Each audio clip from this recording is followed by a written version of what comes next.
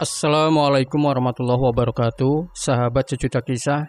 Senang sekali kami bisa kembali hadir menjumpai Anda, dan semoga juga Anda masih terus setia bersama kami, channel yang setiap hari selalu menyuguhkan cerita-cerita misteri menarik. Dan kesempatan kali ini kami sudah menyiapkan sebuah kisah misteri yang berjudul Warung Soto Babat Ludah Pocong. Warung itu berdiri di tikungan jalan desa Warung Asem, diapit pohon beringin tua dan sebuah musola kecil yang jarang digunakan.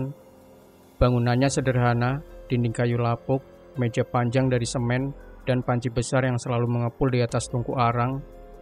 Tapi sejak 3 bulan terakhir, warung soto babat milik Bu Sri tak pernah sepi. Orang-orang bilang aroma sotonya bisa tercium dari jarak 2 gang.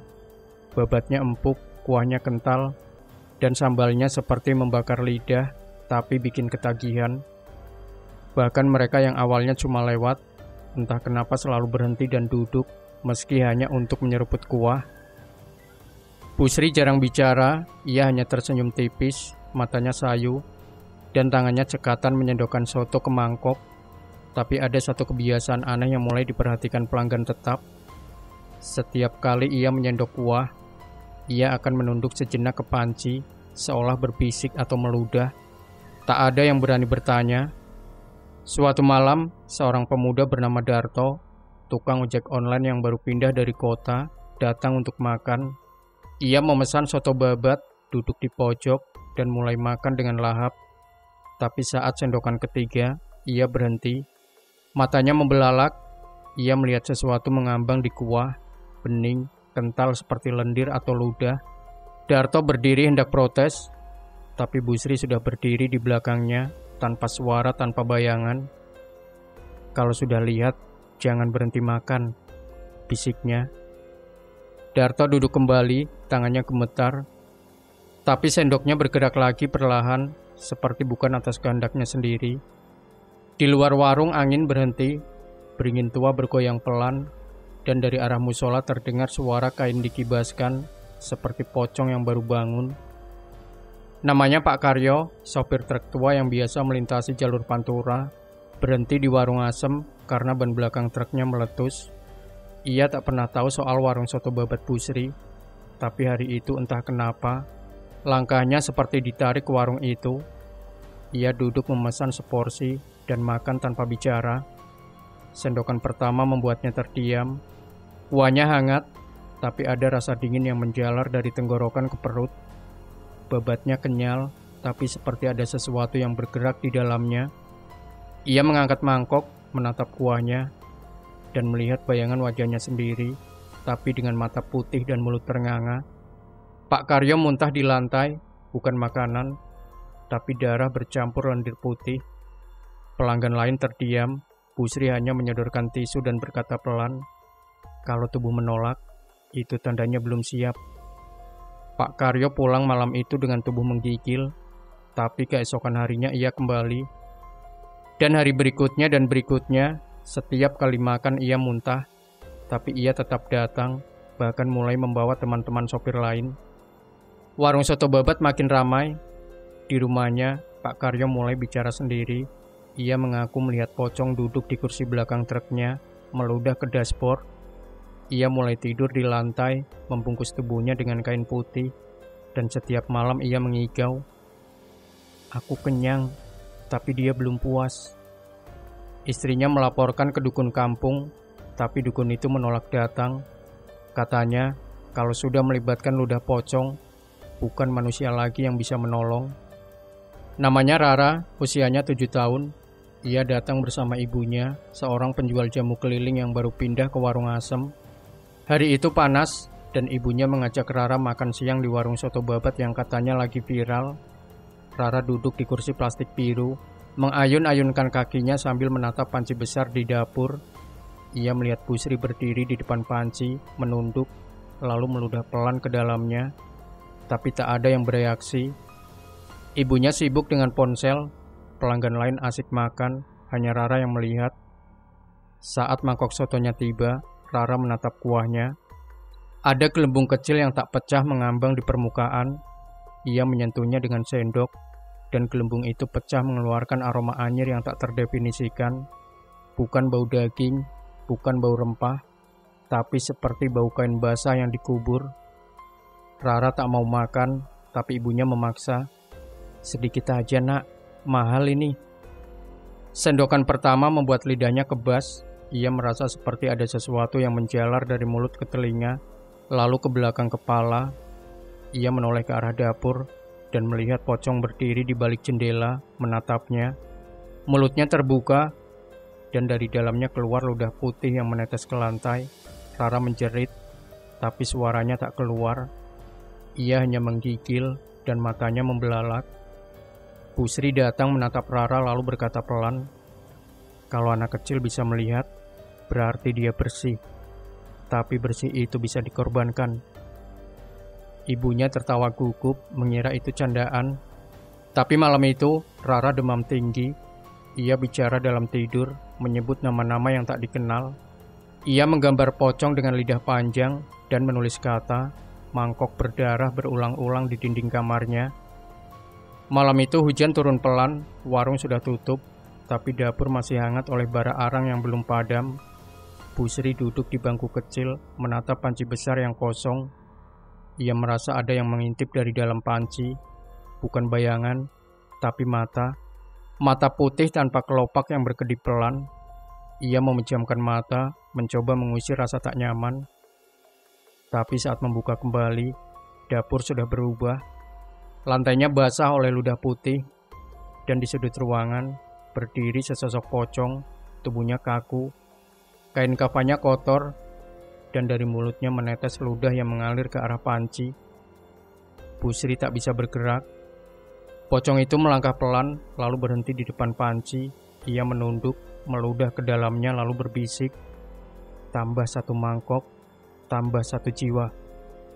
Bu Sri terbangun dengan napas terengah, tapi dapur masih basah, panci masih hangat, dan di lantai ada jejak ludah yang belum mengering. Sejak malam itu mimpi itu datang berulang.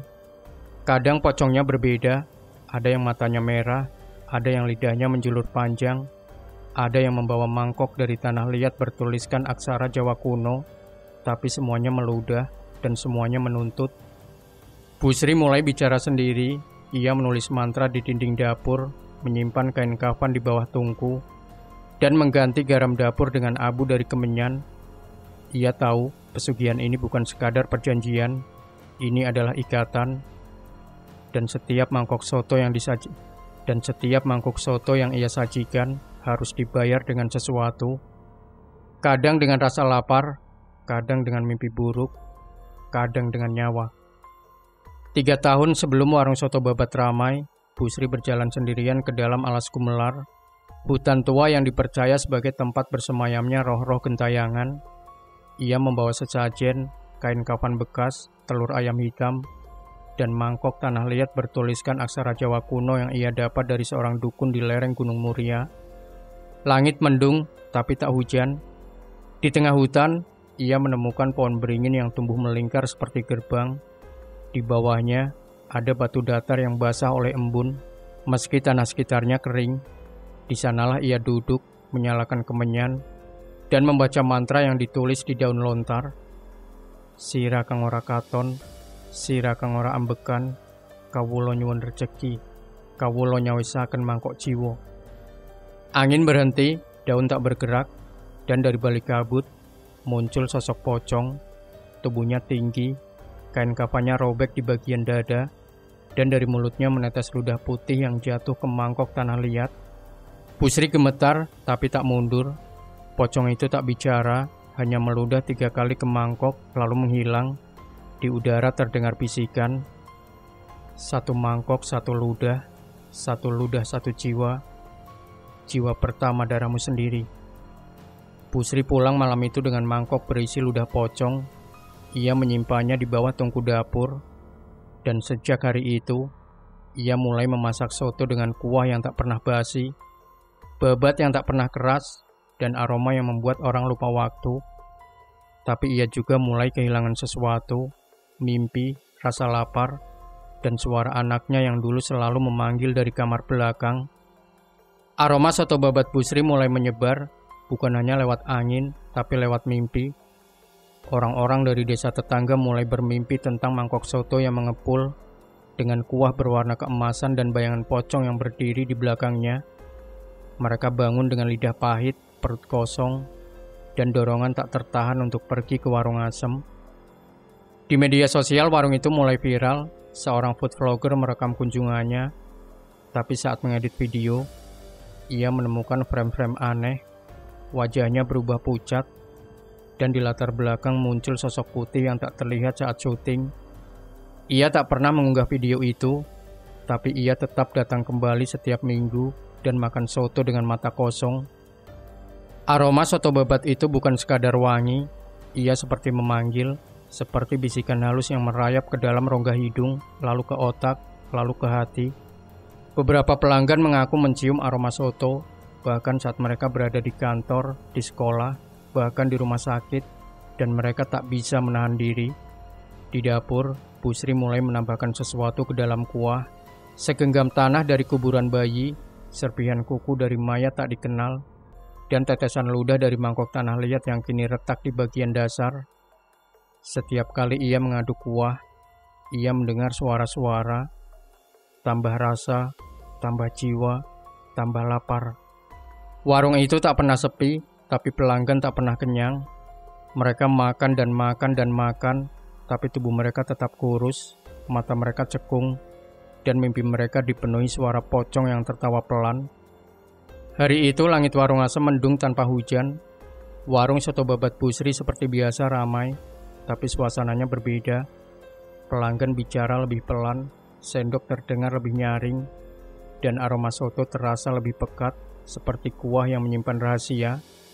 Pukul 3 sore seorang pria masuk, tinggi, kurus, mengenakan jas hitam lusuh dan peci yang terlalu kecil untuk kepalanya. Ia tidak bicara, tidak memesan, hanya duduk di kursi paling pojok menghadap dapur. Bu Sri menatapnya lama. Ia tahu tamu itu bukan manusia biasa. Ia tidak punya bayangan. Kursinya basah, tapi lantainya kering. Dan setiap kali pelanggan lain menoleh ke arahnya, mereka merasa mual, seolah melihat sesuatu yang tak bisa diprotes oleh mata biasa.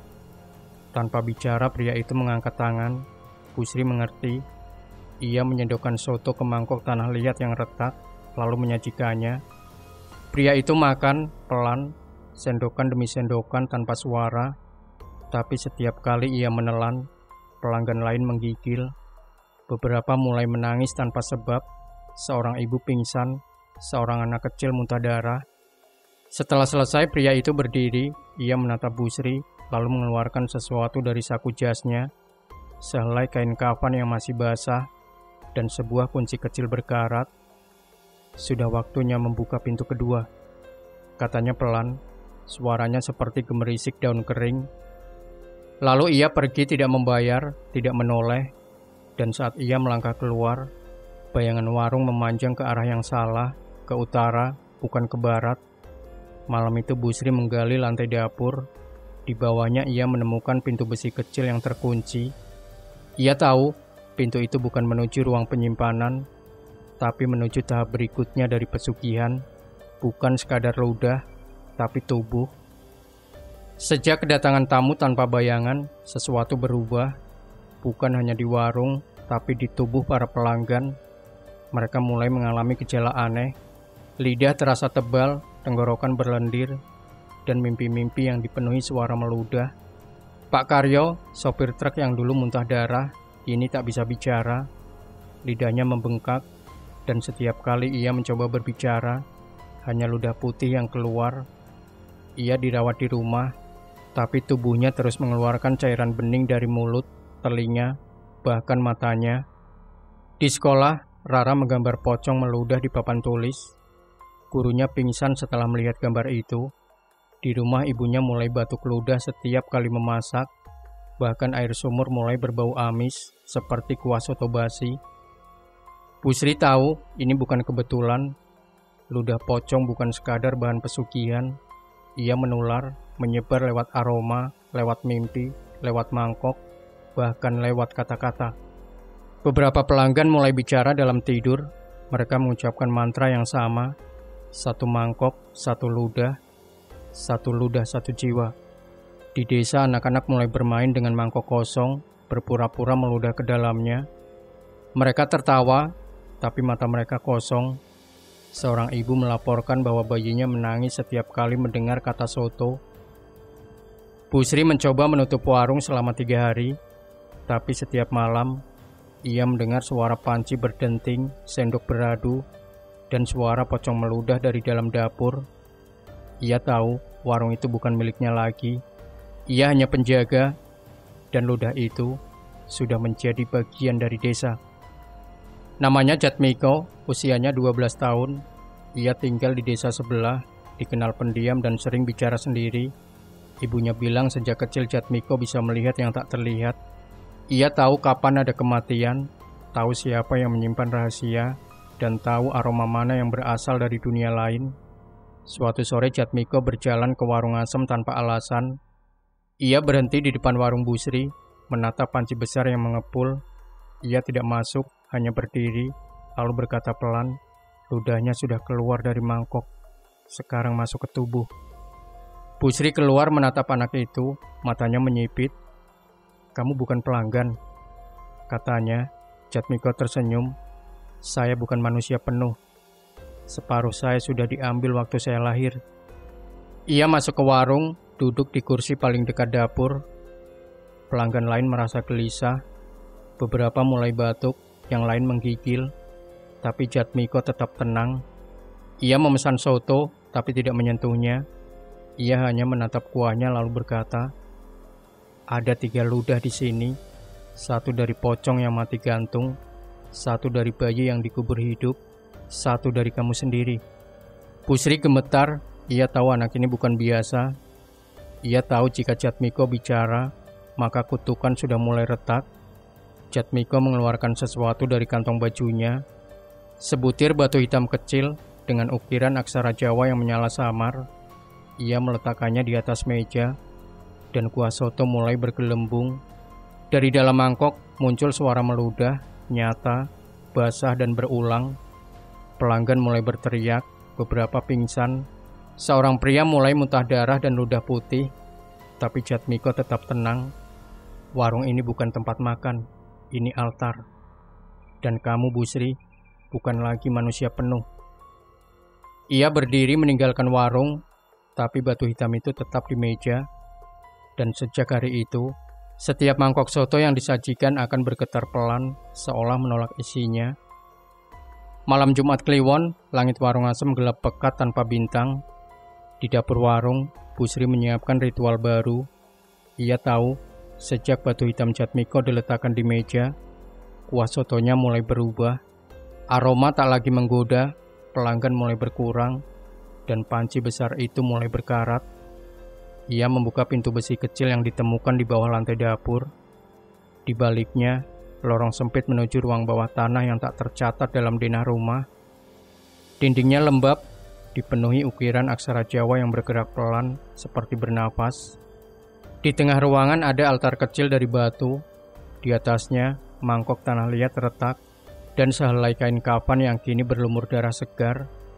Bu Sri membawa sesajen baru, darah ayam cemani, serpihan kuku anaknya yang dulu hilang, dan ludahnya sendiri ditampung dalam botol kaca kecil. Ia mulai membaca mantra, Siro kang ora ambekan, kawula nyuwun pangapunten, kawula nyawisaken awak, rasa lan sedulur. Mangkok iki dudu panganan nanging tumbal. Angin berputar di dalam ruangan, dinding bergetar, dan dari mangkok muncul asap putih yang membentuk wajah pocong. Kali ini dengan mata merah dan lidah menjulur panjang. Pocong itu meludah ke altar, lalu bicara, kamu sudah memberi rasa, sekarang beri tubuh, mulai dari yang kamu lahirkan.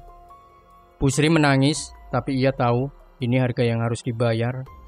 Ia mengambil foto anaknya yang hilang, membakarnya di atas altar, dan dari dalam lorong terdengar suara anak kecil menangis, lalu terdiam. Sejak malam itu kuah soto kembali harum, pelanggan kembali berdatangan, tapi setiap mangkok yang disajikan kini memiliki efek baru. Lidah pelanggan membengkak, mata mereka memerah, dan beberapa mulai bicara dalam bahasa yang tak dikenal. Warung soto babat Busri kembali hidup, tapi bukan sebagai tempat makan, melainkan sebagai tempat pemujaan. Sejak ritual penguat dilakukan, babat yang digunakan Busri mulai berubah. Warnanya lebih gelap, teksturnya lebih kenyal, dan aromanya bukan lagi aroma daging biasa. Pelanggan mulai bertanya, "Ini babat dari sapi mana, Bu?" Tapi Busri hanya tersenyum, matanya kosong. Di dapur, ada lemari besi kecil yang hanya dibuka saat malam. Di dalamnya tersimpan potongan babat yang tidak dibeli dari pasar. Daging itu berasal dari sapi yang mati mendadak, bukan di kandang, tapi di kuburan tua di pinggir desa. Sapi itu ditemukan tergeletak di atas nisan, matanya terbuka, dan lidahnya menjulur panjang. Di tubuhnya tertulis aksara Jawa dengan darah. Busri tidak menyembelih sapi itu. Ia hanya mengambil bagian dalamnya, babat, hati, dan sedikit paru. Ia tahu tubuh hewan yang mati di tempat kematian membawa jiwa yang belum selesai, dan jika dimasak dengan ludah pocong, maka jiwa itu akan menyatu dengan rasa. Setiap kali babat itu direbus, airnya berubah warna, dari bening menjadi kehitaman, lalu keemasan, lalu merah muda seperti darah bayi. Pelanggan yang memakannya mulai mengalami hal-hal aneh. Mereka bicara dalam tidur, menggambar sapi dengan mata manusia, dan beberapa mulai berjalan mundur saat pulang dari warung. Seorang peternak dari desa sebelah datang mencoba menjual daging segar, tapi saat masuk ke warung, ia pingsan. Ia mengaku melihat sapi-sapi mati berdiri di dapur, meludah ke panci, dan mengunyah babat mereka sendiri.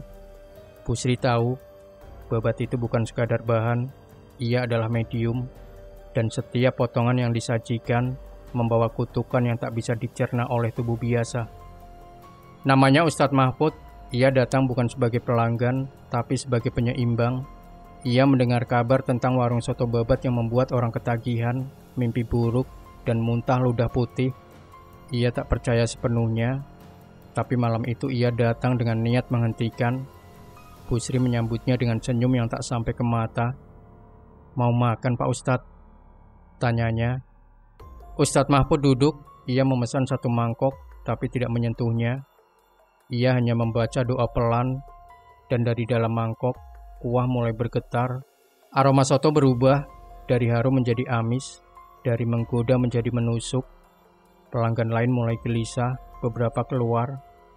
Tapi Busri tetap berdiri di belakang dapur, tangannya gemetar. Ustadz Mahfud membuka Al-Quran kecil dari saku bajunya. Ia membaca ayat kursi, lalu meniupkan ke arah panci.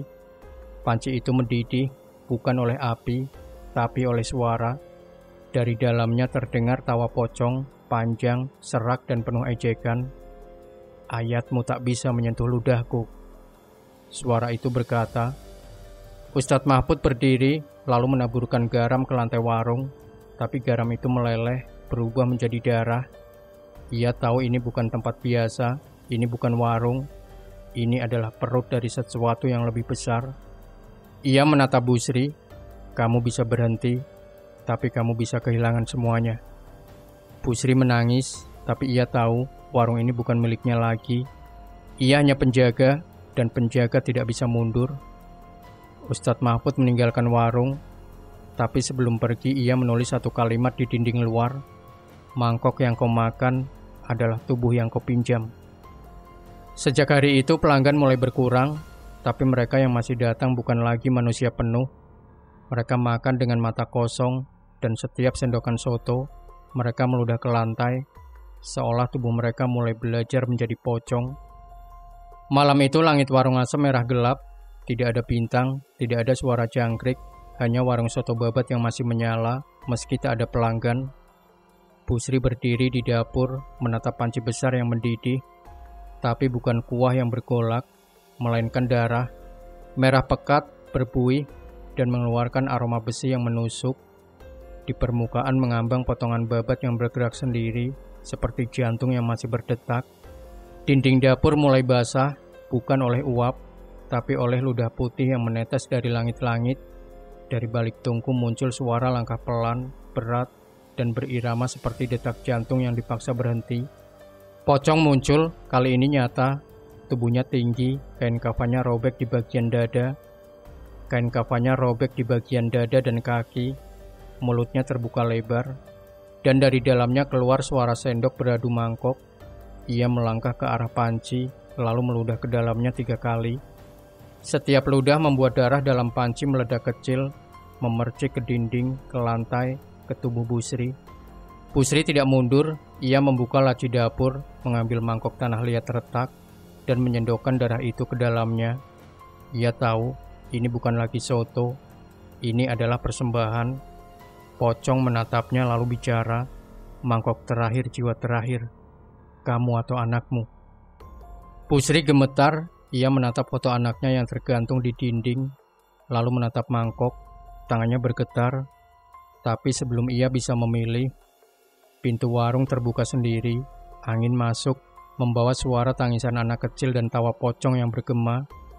Pelanggan terakhir masuk, tapi ia bukan manusia. Ia duduk memesan, dan saat mangkok disajikan, ia makan dengan lahap. Darah mengalir dari mulutnya, tapi ia tetap makan. Dan setiap sendokan, tubuhnya berubah dari manusia menjadi pocong. Warung soto babat Busri telah berubah. Dapur bukan lagi tempat memasak, tapi tempat kelahiran ulang bagi mereka yang sudah mati. Warung soto babat kembali ramai, tapi bukan oleh manusia biasa.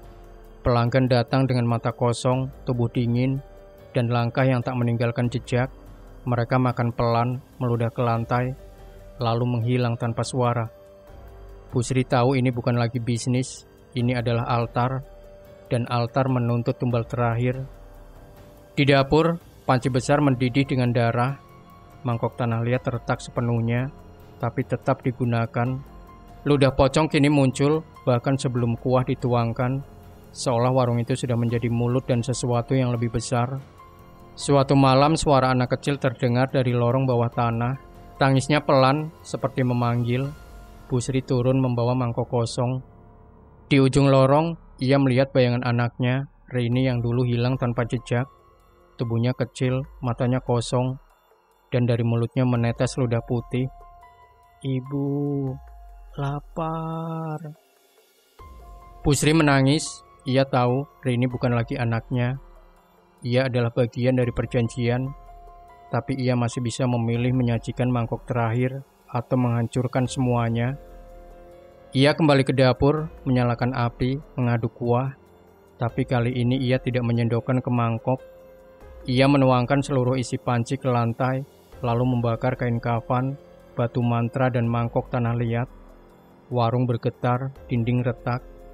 Dari langit-langit pocong-pocong jatuh satu persatu meludah ke lantai, lalu menghilang dalam asap.